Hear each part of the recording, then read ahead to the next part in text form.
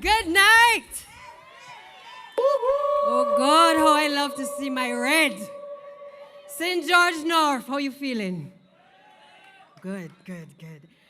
I stand here tonight in St. George North on a Barbados Labour Party platform. Proud to be here, not just because there are females on this platform, because to be honest, none of the women that come here tonight are judged because they are women. They are judged because they have been outstanding women, loyal daughters of the soil of this country. This is a political party of 82 years, the oldest one in the English Caribbean. I want you to understand that over the course of the 82 years, this Barbados Labour Party has produced outstanding women out after outstanding women. They have done so from the days of Dame Ermie Bourne. And I'm blessed tonight to see Dame Billy Miller as well, who will grace the stage after. These are the women upon whose shoulders we have stood as females in the Barbados Labour Party, and we are eternally grateful to them for breaking the glass ceiling upon which, as you well know, many women would have been considered not fit to be in political life. They broke the glass ceiling and showed the rest of the world what Barbados had to offer through the females of this country. I am pleased as well to share this stage with the women who are contributing to the living history. People like Marcia Cadell, Minister McConney, Sandra Husbands. We got some outstanding women in the Barbados Labour Party. But tonight, as I was watching online, I was even more pleased as I saw the future of this country, the future Labour Party, in Roshana Trim and Shanika Roberts-Woodall. Both outstanding women who continue to blaze a trail, not just because they are women, but because they are contributing to this country, and we are proud of them. I hear some people talking about why an all-female cast, and I want them to understand that we are not here tonight because we are women, but because of the outstanding contribution that has been made to this country. It is not our fault that perhaps on the other sides, they cannot mount the platform because they have not been able to lay the foundation for women to follow. Truth be told, we don't have all the women on this platform tonight, so we could actually go to another part of St. George and mount another meeting. Because people like Dr. Haynes, Crystal, and Minister Cummins as well, Lisa, we could have brought them as well. We have other women who are in the fold of the Barbados Labour Party, blazing the trail in this country and representing us across the world. And we are proud of them. This Barbados Labour Party does not see women simply as homemakers. We understand that our women are policy makers, deal breakers, highly respected women across the international community. You can't want nothing like with Liz Thompson. When the Prime Minister starts to speak, the rest of the international community listens. And all we hear say, talk your talk, Prime Minister. This is a party that has long accepted that you don't have to have children in order to care. This is a party that denounces when people say that if you don't have children, you can't be involved in political life or you don't know what you're talking about. Because all of these great women understand the hurt and the pain that mothers and fathers across this country endure when we have bad governance in this country, and we all want to uplift Barbadians regardless of their race, their sex, their political persuasion. That is the mantra of the Barbados Labour Party, a Barbados for all Barbadians. So I am proud tonight to be a part of a party that does not discriminate, that has given equal opportunity from its early days to men and to women as well. We recognize, even before the last election, when the Democratic Labour Party so unmercilessly took away free tertiary education from the people of this country, we recognize the impact that it had on our women in this country in particular. And I single them out tonight simply because the statistics will show that many of the women had to make choices as to whether they were going to go to university or whether they were going to send their children. The statistics show that there are many women who go into university education later in life because they may have been looking after the children. So they take the opportunities in their 30s or so to go and do a degree. But when that policy came into place, many women were not able to do so, and again had to pull back instead of being able to advance themselves. That's what the Democratic Labour Party did to you in the St. George North and to the people of this country. And we said as a political party, it can't go down so, because we understand from our early inception the importance of education in this country. We understood the importance of being able to use education as a tool for people to better themselves. And we made a promise to the people of this country that as God is our witness, we have kept, and our leader has kept to this country, that she would restore free tertiary education to the people of Barbados. So Hillary described back then the removal of tuition fees as nothing short of an assault on working class women. But I want to say to you today that even in the midst of all that has been happening, that simple policy has allowed over 6,000 Barbadians to go back to the University of the West Indies at this point in our history. When the policy came into place, the figures dropped to a ridiculous number of under 1,000. People were not going to university because they couldn't afford to pay. And don't mind all the talk about the means testing, because it never worked. And there were people who had to make difficult choices in this constituency and across Barbados as it related to the education of their young ones. We made a promise, and we kept that promise. And we didn't just say to our people, we're going to give you free education, and it ends there. We said as well to them that they had to give back. Wherever they were and whatever they benefited from in free education, they needed to find a way to give back. And I'm proud tonight to say that despite COVID and the delays that we had had as a result of the COVID period, the Give Back program has restarted in this country. And our students who we are paying for are giving back to this nation. COVID-19 has hit us all like a big hard brick, like rock stone.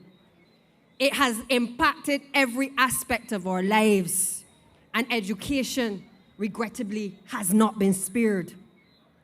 It has highlighted in education, though, a lot of the inequalities, because all of a sudden, because we were now on lockdown and children had to have access to devices, all of a sudden we start to realize which children don't have devices across the country. We start to realize the difficulties that children were experiencing in the household, the parents who were unemployed, the inability of children sometimes to get something to eat, because all of a sudden you are now in their household through a device, through the technology.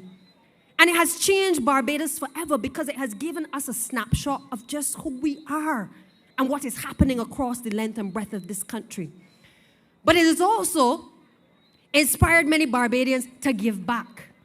It has inspired many Barbadians to say, you know what, there's something that I can do in order to help some of the young people across this country who may not be in a position to have access to a device. And I'm grateful to Barbadians across the diaspora, across the length and breadth of the region, for stepping forward in one of our most difficult times in our history and being able to contribute devices to a number of the children across this country, including the corporate entities as well.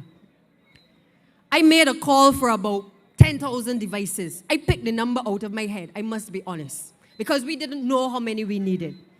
And that call that was made across the length and breadth of this country resulted in us getting a total of nearly 9,000 devices.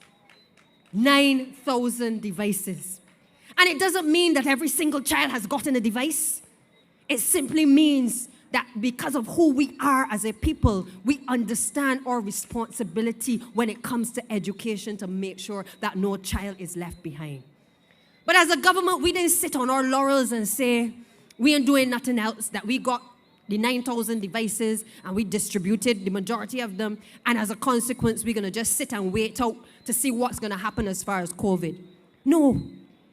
What we did as a government is that we said, we're going to purchase over 21,000 devices and make sure that even if COVID is with us for another year, 2 years, 3 years, 4 years, that we start the process of making sure that we transform education, that we give young people who don't have access to technology an opportunity to be able to continue their learning. That is what the Barbados Labour Party is prepared to do. And it isn't easy because, we have to take up the money from somewhere. But we also understand that it is worse for our children to be out of school. You understand? It is hard. If we keep them out of school, they're going to get up to all kind of mischief. And it is therefore our responsibility to make sure that we put aside the money to make sure that we have those devices into the hands of our students. COVID has also taught us that we have to start to rethink and to recondition our minds as far as education is concerned. How many of you often worry about the fact that you got so many young people that come out of school and they don't have school leaving certificates? How many of you think about the children who are talented? You can see the children talented from so high. But many of them are not able to tap into their true potential either until they leave school or later on in life because there were no opportunities available to them from the youngest age. The Prime Minister of this country and the Cabinet of Barbados understands that our responsibility is now to try to transform our curriculum, to make sure that the reforms that are necessary to be able to drive the changes and to prepare our young people for whatever the future may hold has to start now. Because the reality is that across the world, a number of the jobs that are available today are not going to be available to them in the next 10 years. And therefore, St. Tomia, Judeo, and all your other Grand Zion and all the others will have to reimagine their skills and be able to prepare themselves for what is to come in the next 10 years because it will not look the way it looks today. So we've started that process. We started it back with me at a more Motley, man. We started it with EduTech. When they tried to criticize her for EduTech, for bringing technology into the schools. If we had only had an administration following after the Barbados Labour Party that had the vision to understand where we were to be going, we would not be in this position today. But because she is at the helm and she understands that there is unfinished business in education, she is making sure that we are on the right trajectory to set the standards that are necessary for our people and our young people in particular in this country. We understand that in order to get reforms in our curriculum and to transition with the 11+ examination and to transition to specialist schools, it can't be business as usual. You need a fresh set of people with different mindsets to be able to drive the reforms. Because everybody sometimes get a little complacent. Even with COVID, you got to wear your mask, but sometimes you pull it down. It's no different. Sometimes you have to have fresh ideas in order to reimagine, to deconstruct, and to reconstruct, even within education. And therefore, we have reimagined it. We've started that process. We started to look at the fact that we have to bring in things like coding. We have to look at, and Senator McConney mentioned it earlier, in terms of how we deal with coding and robotics in our schools. Because we understand that we are not simply churning out doctors and lawyers and dentists. We also have a responsibility to stop our people from simply being consumers to creators. That the next young person that emerges from any part of the world can come right here from Barbados and be the creator of an app or a website or designing something that is not just of use to us as Barbadians, but is of greater use to the rest of the world. And I want you to understand that it is not beyond our imagination to believe that we have creators just like the people who created Facebook and YouTube and Apple. We have many of those young people here, but we have to be able to tap into what they are good at from a young age and not be afraid to back them when we recognize that they are different or they are differently abled in our society. That is the commitment of the Barbados Labour Party. We have said we're going to move to new specialist schools in the arts, in sports, that we're going to make sure that we have more technical and vocational schools. And we've started the conversation because, again, people get complacent. You have people who want to continue to do the same thing and believe that there's going to be change. There can't be any change if you keep doing the same thing. And we therefore have started the conversation with principals to start to look at the curriculum, to look at whether it makes sense to ask for science labs in a school when your students are constantly underperforming in particular subjects. We have said we have to look at what the future skills are and be able to make sure that our young people are equipped for the world of work, that they're also equipped to be entrepreneurs and not slaves to other persons in our society. That is really the new way of thinking that must be a part of the way we think, the part of everything that we do. We have said that through the other ministries, we are going to introduce financial literacy in our schools. And we're working with Minister Simmons and his ministry to make sure that our young people know what they have to do when they have to handle money. Because it is not sufficient for them to come out and not have an understanding of banking or not have an understanding of how to even do any kind of transfers online. And we therefore have to be in a position to set the standards from now. We've also said as a government that we got to make sure that our teachers are properly trained. And just within the last couple of weeks, you know, it's almost like opportunities have come from heaven as a result of COVID. Never mind the negatives. We have also had a lot of positives. We have started to train our teachers to use the technology to make sure that our young people are continuously engaged as well. But I want to tell you that despite all of the investments that we have made, we will never get it right if we don't fix the institutions where our children and our teachers have to be educated and where they have to learn and they have to play.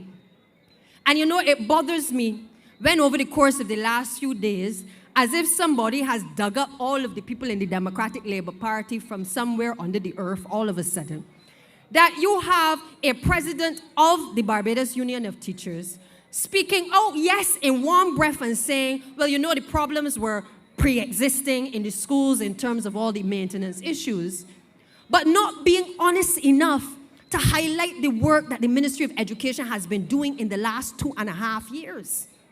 He has not been honest enough to tell the people of this country that despite sometimes there are issues, because I'm sure many of you, when the rains came the other day, there was rain in your house.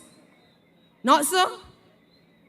As a consequence of the unexpected weather, many people across Barbados had water coming from places that they never expected. But the schools are no different. It isn't to say that we send to school children and teachers in conditions that they should not be in. We're being so heartless as a government. But what worries me is that when the president of the BUT, who is also, by the way, the assistant secretary of the Democratic Labour Party, and he has now joined forces in this going down to highlight all the problems that exist across the schools. But he doesn't talk about the fact that we spent $1 million on St. Giles Primary School when they had budgeted $250,000 and simply wanted to take off a roof and put back on a roof. He doesn't mention that. He doesn't mention anything about the money spent at St. George Secondary School. Over another $1 million to make sure that where we had our conference, to beautify a school that had been forgotten by the Democratic Labour Party. And why? Because for 26 years, this constituency was represented by none other than Glenn Clark. And there are constituencies where our members represented from opposition, where not a red cent was spent by the Democratic Labour Party. And our schools were no different. They come talking this week about St. George Primary School, as if, again, it is a recent discovery. I want to know, how is it that all of a sudden They know what all the issues are at St. George Primary School. That they can be vocal about all the issues, but had not touched this school for the last 8 years under a Democratic Labour Party administration. But tonight I give you the commitment, as I did on the last platform on which I spoke, that we are prepared to fix what they have left behind. And St. George Primary School ain't now get put in a budget for work to be done. It was budgeted from the estimates in March before any by-election was to be called, simply because we recognized that one by one we had to address the inertia that was left by the last administration. So when they talk about schools like Wilkie Cumberbatch in my constituency, I get worried because I am asking myself, where was the president of the Barbados Union of Teachers? You see, you all know too much. Because when I check back the facts, he was there for 32 years under a Democratic Labour Party administration with the knowledge that that building was one of the projects under the CDB loan that was to be fully rebuilt. But he didn't take his noise to the Democratic Labour Party. But now he wants to come and make it appear as though this minister, who represents the constituency of St. Michael Southeast, in which Wilkie Cumberbatch is going to allow the little children that call me Auntie Santia to suffer. You understand? You understand the hurt that I feel when people are so disingenuous? I sat with Mr. Pedro Shepherd during the early stages of COVID. I didn't sit with him as no member of no Democratic Labour Party or nobody who running against me, because he could come all he want, he can't win St. Michael Southeast.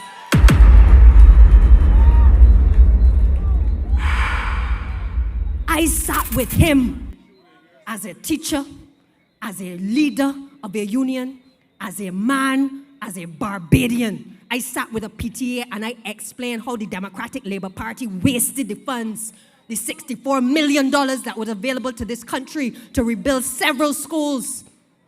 And they wasted it like they wasted and they languished everything else that they did in this country in the 10 years that they were in office. I told him that. And it has taken me to come here tonight to make sure that all who can hear understand that it hurts me that when you talk to the leaders of unions, they have a responsibility to go and tell their base. That is what they're supposed to do, represent and to explain the issues that the Ministry of Education may be encountering. We said we had to get an engineer's report for the school because unlike the last administration, I ain't no come. What little I know about construction, I learned from my father. And I know that it don't make sense trying to patch up a house or patch up a school when you have to have a full assessment of the school to determine how it is that they arrive at the decision in the first place to knock down the school. Is it that they got there because of politics, or is it because it was on a firm foundation? And I therefore am in the position of getting an engineer's report in order to properly put us in a position to know what to do with the schools like Wilkie Cumberbatch. I want you to understand that this is no mock sport thing that we come to do. From the time I came to office last year, sick or not sick, I met with the IDB and I said to them, I want an audit of our secondary schools. And we got an audit of all the structural issues across the schools. And I want to tell you why. Because we ain't spending a bad penny. There was too much roughshod work done by the last administration. So when they're talking about them ain't happy with the work done in the schools, well, I could carry you to every single school across Barbados and I could show you the rough work. I could show you the contractors that get paid for work that they did not do properly. I could show you the lack of follow-through from a Ministry of Education and a Minister of Education, not under my watch.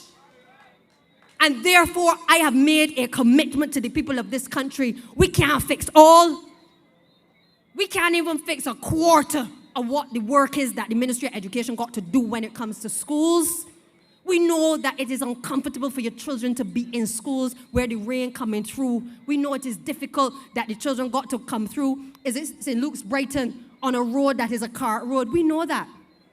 But the fact that a leader of a union will tell you that the road to St. Luke's Brighton in St. George School, in St. George, is a difficult road to traverse, and he's totally right on that. But he should have also told you that we spent almost $100,000 on that school in the domestic summer program. Because when I visited the school, I can't fix the road. I put in a case for the road, and I'm waiting for the road, but I could fix the school. And I fixed the school. And the teacher's happy, and the students are happy. And if we get a little bit more money in the coppers, we can go back and we can finish what we started there as well. So it is not to say that work is not happening, but these people are disingenuous. It's the same way Mr. Reefer has amnesia when it comes to what the Democratic Labour Party did for the last 10 years.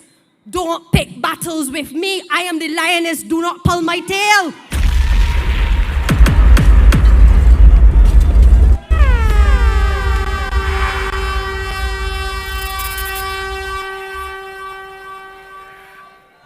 There is but one lioness, and there is one tail to pull. You can't come now and claim title. And I want you to understand that I made my commitment to you. We didn't rub shoulders just because we wanted to get hot and sweaty. I don't go to schools and talk to teachers and principals and children to find out what the issues are because I ain't got nothing to do. I go because I understand that we have to know and have a perspective of what it is we want to do before we can put the things that we have to do in place. So just as we did the secondary school audit, we just negotiated with the IDB to do an audit of the primary schools. Because I maintain that so long as there is money between Minister Cadell, Minister Strawn, and the Honorable Prime Minister, I will be going back for funds, whether through the CDB, the IDB, or whoever, to make sure that the rest of the schools in Barbados get done while I am the Minister of Education. So this is no mock sport political campaign or no mock sport political government. This is a serious government who came to serve the people. And I want you to be patient, people, because I want you to understand we cannot do everything. We can't get everybody a job all at the same time. We put the monitors in school, 240 people across the length and breadth of Barbados, and they got a problem with that. They want to know how the people get paid. Well, if any of you are the monitors, I want to tell you tonight you are doing a fantastic job, and I am proud of you. Because the children have never been treated so well in their lives. Little children in the schools getting the shoelaces tied, the mask put back on properly. They are being attended to as children must be attended to under a Barbados Labour Party administration. Democratic Labour Party, run for cover. The lioness is back. I'm gone.